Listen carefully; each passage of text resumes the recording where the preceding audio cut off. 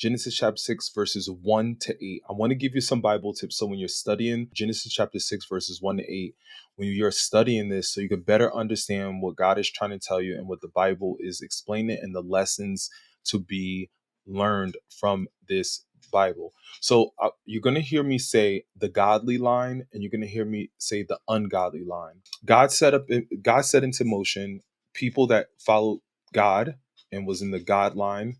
And also we're going to see the civilization that Cain actually created, which was the ungodly line, the people that was serving their self-interest or Satan's interest in this. So that's the difference in this particular chapter, or these contextual verses, is we're going to see the corruption of the godly line because they started to commingle the ungodly people. And we're gonna dive into this, and we're gonna break this down. So in verses 1 to 2 that you see up on my screen, you see there, these are the facts that dealt with why God actually did the flood and wiped out the destruction of the earth.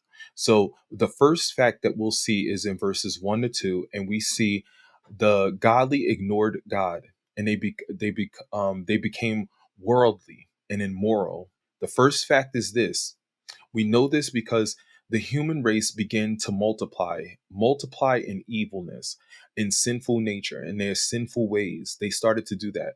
Some of the reasons was the godly fed their minds with sexual desires. We also see that the godly ignored and rebelled against God. Now we see in verses 3. In verses 3, we see God became disturbed and warned man about this. We see that in this, we see God will withdraw his spirit from the earth because everybody was ungodly, almost everybody. Also, and people were being corrupted. So evilness was actually multiplying. And we also see God's grace was limited. He limited his grace because why? Because judgment was coming. We also see in verses 4. In verse 4, what we start to see here is in verse 4, we start to see the third fact. The third fact was man became lawless as well as immoral, and in developing the first society upon the earth. They became immoral. They started to wean away from what God intended society to look like on the earth, which was godly. We also see in verses 5. In verse 5, we see fact number 4. And what we see in fact number 4 is God saw man's wickedness. He seen their wickedness. How so? Well, the wickedness was great.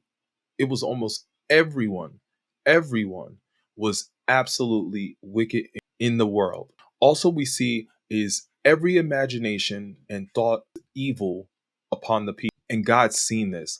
And like I told you before, God judges the heart. He scans the heart, and he knows what the true intentions are for in people's hearts. Now we go to verses 6 to 7. And what we see in verse 6 to 7 is the fifth. And we see that God grieved over man and condemned man and said that they were going to be judged.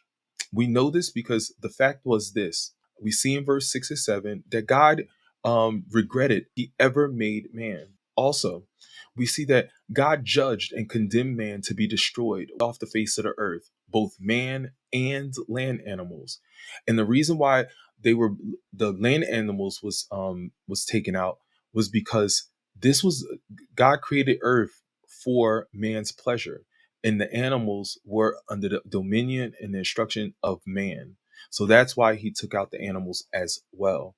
And then we go into the final fact is the sixth fact. And that sixth fact can be found in verses 8. And what do we see here in verse 8 is the sixth fact is God remembered his grace and saved Noah.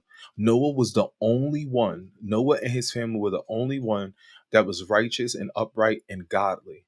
So God wiped out everybody else on the earth and all the animals and all of mankind, and only kept Noah because his family was godly, and he kept him. He gave him the vision to build the ark, and you're gonna see that. So if you got some information out of this, make sure you like. Also, if you have any questions, put them in the comments below. If you type amen, I will reply and give you some word of encouragement. God bless you and God bless your family, and I'll see you in the next